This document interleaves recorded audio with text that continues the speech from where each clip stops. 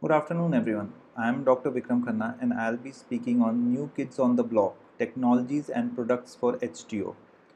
For the sake of the conference, I've divided this topic into two parts. In one, I'll be talking about the recent advances in HTO, and in the other, I will be showing how to plan for HTO using the TraumaCAT software. Now, we've seen that the young arthritic patients are on a rise. This may be due to the fact that there is increased incidences of sports injury nowadays, and in these patients, it's too early for a joint replacement surgery. So, a well-performed HTO in a properly selected patients gives us good results, and we've seen that more than half patients are asymptomatic even after 15 years of surgery. So what are the two main factors which influence our results? One is adequate correction into valgus, and the other is maintaining that correction. So what should be our goal? What should be our motto? The goal is to correct the axis to a valgus of 4 to 6 degrees so that the weight bearing line should go through the Fujisawa point.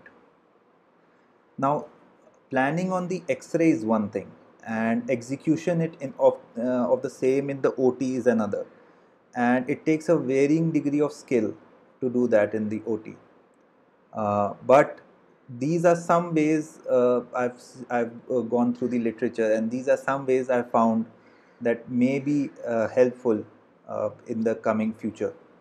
One is 3D printed patient specific instrumentation, and this increases the accuracy from the HTO planning to the execution in the OT.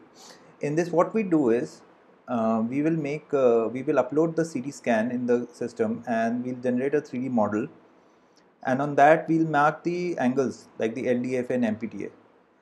Then what we do is we make an osteotomy at the desired level, virtual osteotomy, and then we do the and we take into account the saw blade thickness as well. Then we slowly open the osteotomy in real time and the virtual osteotomy, and then we see the angle correction, what is happening, and we stop at the desired level. So we get that the amount of opening which we need at that hinge what we've planned, and accordingly we can then plan for a jig which can be made.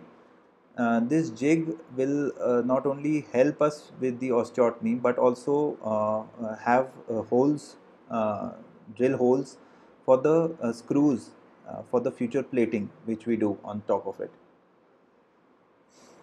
Now, if you think about how will we put that specific implant instrument on a particular level in that proximal maybe tibia.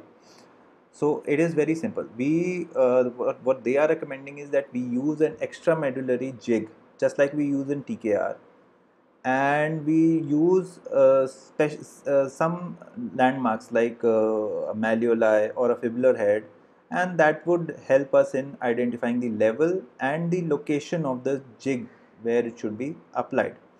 So once the angular correction is achieved, then we can put in a patient specific correction block onto it and followed by plating. This is again a jig system which has been advocated by Arthrex.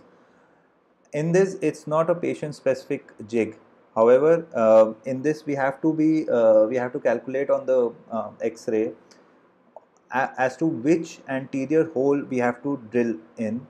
So on that we first put a guide wire, then we ream over it using a 5 mm reamer, and then we keep that reamer in, and then we put two wires from the medial aspect, and so those wires stop at that particular level, so it doesn't let the hinge get extended, so the lateral hinge is protected, and we can just continue, we can just do the osteotomy just below those wires, and that the osteotomy blade should also not proceed more than that reamer. Again, another patient specific implantation instrumentation. This is a TOCA, that is tailored osteotomy knee alignment. This is again I found in the literature, and it's very good to accurately define how and where to do the osteotomy, and what is the how much do we open it. It's a custom made device with a medical grade titanium alloy fixation plate. It also helps the surgeon to perform osteotomy procedures with a high degree of accuracy. So these are the images of the TOCA system. Here we see that it rests on the medial aspect of the tibia, and first it's fixed with two wires, then it is fixed with other on the other screw holes it is fixed with the drill bits. Then anterior it helps in we can do biplanar osteotomy through it, because the vertical slot is there for that for the same, and we are able to do the osteotomy through it. And then with just in the last image we can see that the with just tightening the screw it opens up to the desired level, and then we can do the plating, because those screw holes will match with the plate holes. Now coming to computer navigated HTO.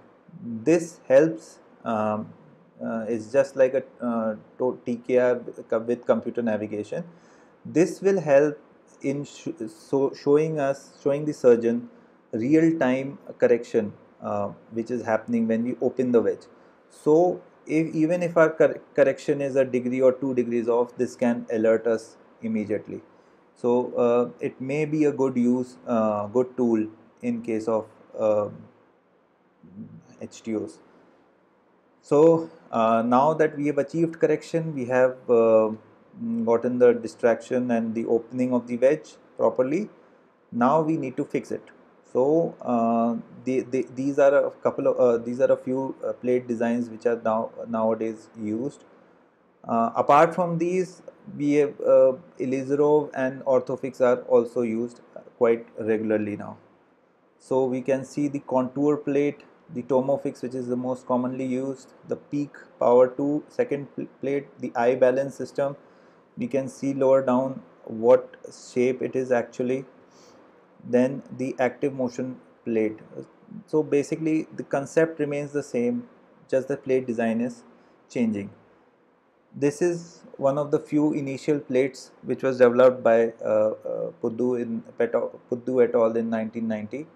The spacer tooth in this plate provides good stability and prevents collapse, because there are just two screws in the proximal and two screws in the distal fragment. Now using the HTO with Tomofix, we can see that we have 4 screws in the proximal and 4 screws in the distal fragment. So we get a good amount of stability and there is generally no need for a bone grafting surgery. Again, same principle but a different plate. Now this eye balance plate is something different. We have to wedge it inside the opening wedge which is there, and then we can fix it with 4 screws up and down. Now this is another method which I found in the literature, that once we do the opening wedge, then we can put a metallic block inside the wedge to provide stability, and we use this Oates donor cutting tube through a skin incision in the distal femur, and we can take out bone graft and we can place it inside and put a plate over it. Obviously, no discussion of fixation is ever complete without the use of external fixator, and the main advantage is that the correction is not only limited to the day of surgery, but in fact it is we can get accurate amount of correction even to the last degree, whatever we want with this. And once the fixator is removed, then there is no implant inside. Another way is that when we can use either a bicortical iliac crest bone graft or an allograft as a press fit, and we can then immobilize it with the help of plaster. So that can be also done, but obviously that all depends on how strong the bone graft or the allograft is to before we can sort of use it. Um, the most commonly used are the tricalcium phosphate wedges, which are available in the market. Now, thank you. Now we move to the planning with the TraumaCAD software. Right. So, first of all, I would like to thank Dr. Mangal Parihar sir for providing me with this X-ray and the software for the planning which we used during my fellowship period. It's the FDA approved software, and the images, the format of the images which are used are JPEG and DICOM, and it works on Windows. So when we open it, it will look like this. After uploading the X-ray and doing the calibration, and then it looks like this. You can see on the top there are a few widgets, including the moving and the magnification, and there is an angle mark also, measurement tool, and on the left side, on the top we can see the angles which are there, and the Cora tools. So this is when we upload the X-ray, first of all we have to tell the software, we have to mark in the software where the femur center is, where the joint lines are, where the ankle joint lines are. So that has to be done by us. So the amount of accuracy is paramount, because if we don't tell the software correctly, then the software will do wrong planning. So it is better to always zoom in and then mark the uh, joint lines and the femur head centers. So this is the pre-op, pre sort of virtual osteotomy angles. You can see that the MPT on the right side is quite low. It should be between 80 and 90. It's 83, and JLC is also a little high. It should be between less than 2 degrees. It's 3 degrees. And the mechanical axis deviation, that is from the center, it's gone quite medially. So what we do is we use the Cora tools, and we draw a proximal tibial joint line. You can see we've used it, and the software automatically makes it at an angle of 87 degrees.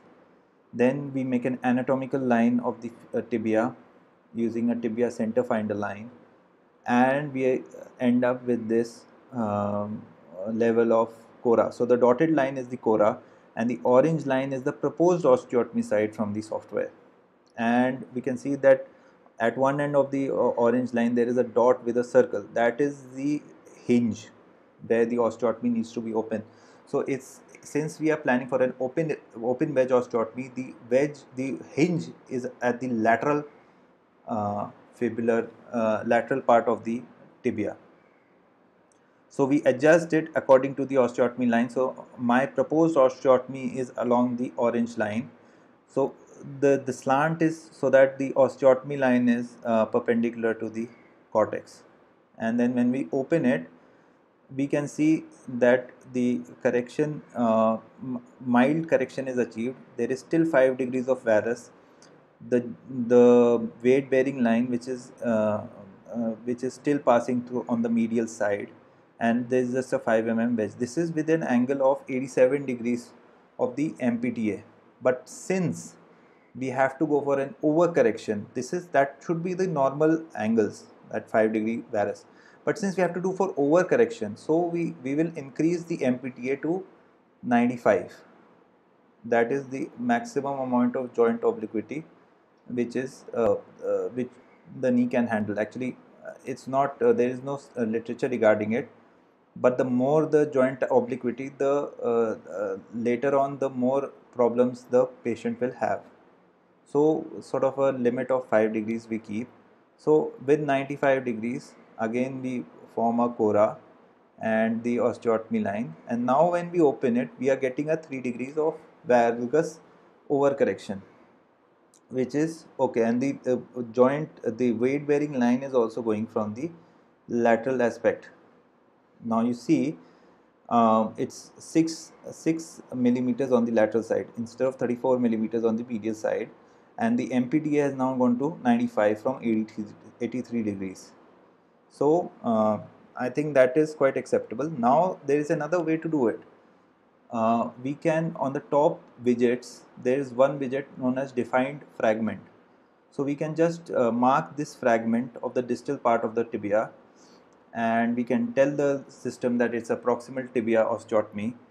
And then when we select it, we can see that a dot with a center, with a circle, is present in the center.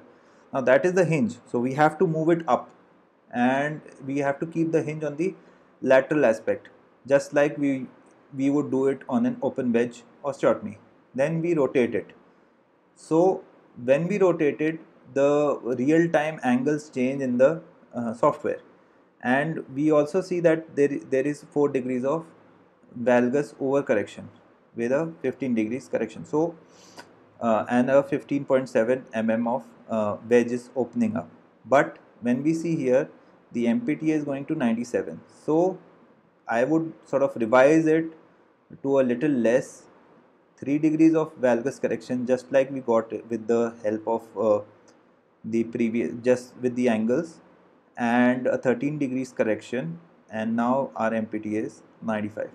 So with this we can sort of at least plan properly what angle do we have to achieve, and accordingly which wedge do we need.